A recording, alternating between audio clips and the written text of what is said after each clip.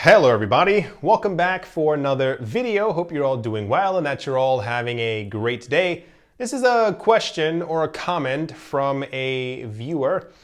They said, can you explain budgeting or how to build a budget to someone that is 40 but has never lived on their own or has never had an actual budget? I'll try my best. Step one is to calculate your living expenses. How much you pay on electricity, light, gas, heating, water, your metro pass, I think I said rent already, how much food you are, everything you spend per month. And you can even do a full rundown of that if you want as well. I would recommend you simply do it for your actual living expenses, i.e. leave out Netflix, new clothes, new shoes. There are people who do have like clothing budgets per month, which I myself would not even agree that you should have in the first place. I think if you already have more than 15 pairs of something, you are probably fine. You have twice as much as you need just going to that point. So don't really, if you can get away from counting eating out, Netflix, shoes, clothing, and all that other stuff, focus on the actual necessities, how much you eat, how much it costs to go to work, how much your electricity is, how much your rent is. These are your living expenses for the exact month. Second step is to calculate your monthly income. How much are you making? How much did you bring in last month? Especially this may be differing or different if you are a freelancer, if you work on YouTube, if you work somewhere else. The income is not always the same and it can fluctuate. However, try to get a very accurate reading of how much you are making on a monthly basis. This is a lot easier for a lot of people if you use pen and paper. I myself use pen and paper for just about everything. I write all the time on pen and paper. I wish I could show you all the stuff because I find it easier to remember by actually writing it as opposed to putting it into my phone. Because if it's on your phone as well, it's kind of out of sight, out of mind. If it's on a piece of paper, if you hang it onto a wall somewhere, you have no choice but to kind of see the thing that you were talking about.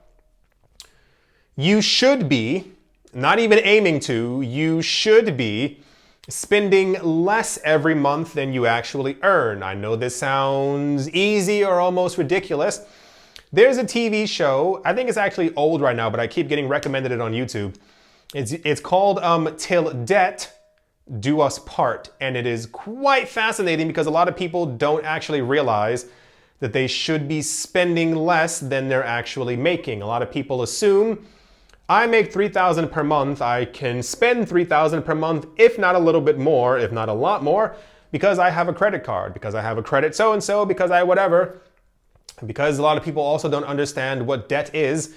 For instance, there was one episode of the show that I was watching and they were explaining to the couple who they were talking to that their current debt levels, which they weren't paying off, and the host said, hey, if you continue to not pay this off, your debt that you owe that's this month is this much is going to actually be $150,000 within the next 12 years. And they were completely shocked because they didn't understand that they had an interest rate or that they should have been, this is why I said it, that they should have been spending less than they're actually making.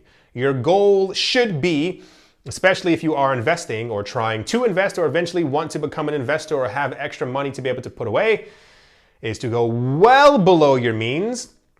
There's no need for you to try and keep up with other people.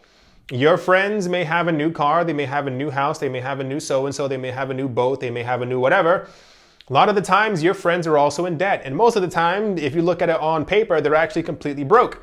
They owe hundreds of thousands while you may at the moment owe zero. You probably want to keep it that way. Your goal is to never go over your budget.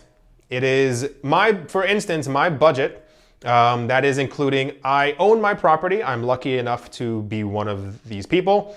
My land fees / HOA fees, my food, how much I pay for the metro, my health insurance, and all these other things come out to roughly around $1,200 per month. And that's the encompassing of all my actual things. How much I have, that's also my food budget. That's also a portion of my eating out budget as well. I make sure that that is well below what I make per month, just to make sure that there's always a huge space in between. I do use a portion of the money that I make as well. I mentioned this before in many other videos to buy art, to invest, to buy other things that I think will increase in value over time. And this is how I'm able to do so. I live well below my means. I walk places if I have to. I don't always. Point is, this should also be your goal as well. If you find yourself making less per month than your actual expenses, it might be time to downsize. And I know this may be difficult for a lot of people because I think a lot of people are stuck in this idea of having to live up to something that other people are seeing. You want to show people that not only do you live alone, but you have a 2-bedroom just in case other people decide to spend a night. You may, so it's kind of this thing where people feel the need to show to other people that they have it when normally they don't. Start by figuring out if you need to move into a smaller apartment. There is nothing wrong with you moving into a studio. There's absolutely nothing wrong. I know a lot of people who live in studios and they are just fine. They are not without want. What words am I looking for? They're totally fine. Same situation. A lot of times in other documentaries, a lot of people would sometimes buy huge homes because they want to show other people that they can buy a huge home. Or they have 3 cars when it's only 2 of them living inside of the house. These things are completely unnecessary. It's not that, it's very simple to explain, but I think it takes a lot of inner feeling to be able to actually do it for yourself. The entire point is, especially for the person who was asking this question, it says how to explain budgeting or how to build a budget to someone that is 40 and has never lived on their own or had to have an actual budget. Pretty much figure out what your living expenses are, how much those cost per month. Ideally, find the job that is making you X amount of money and your living expenses are around here, and just don't go above your living expenses. This is not me telling you to not go out and have fun. I'm not saying don't go out and live your life. Don't go out to dinner with your friends. These are all fine, but if you're doing it every single day of the week, you're going to end up broke. You have to come to the conclusion or realize, if not, reality will smack you very quick, that if you don't follow a budget, you will start to go broke. As you start to go broke, you're going to start to take out credit. As you start taking out credit, you sometimes won't be able to pay it back, especially if you weren't able to pay your living expenses. And then you go back into a situation where you're 42 years old and you're asking your friend, hey, can I sleep on your couch? And that's probably not something that anybody wants to do. So, and also don't forget, the extra money that you're saving every single month from your budgeting can actually also go into an emergency fund or to other investments if you decide to start being a long-term investor. Like I said, it's easy to say it out loud, but it's up for the individual person to actually be able to execute it. It's pretty much making sure that you make $2,000 per month. Your living expenses should be around $1,200, $1,300, $1,400. You don't have to live in the best area. You don't have to have the nicest clothes. If you have friends who are making fun of you because you're not wearing the latest pair of shoes or the latest so-and-so, stop being friends with those people. They're idiots, they're jerks.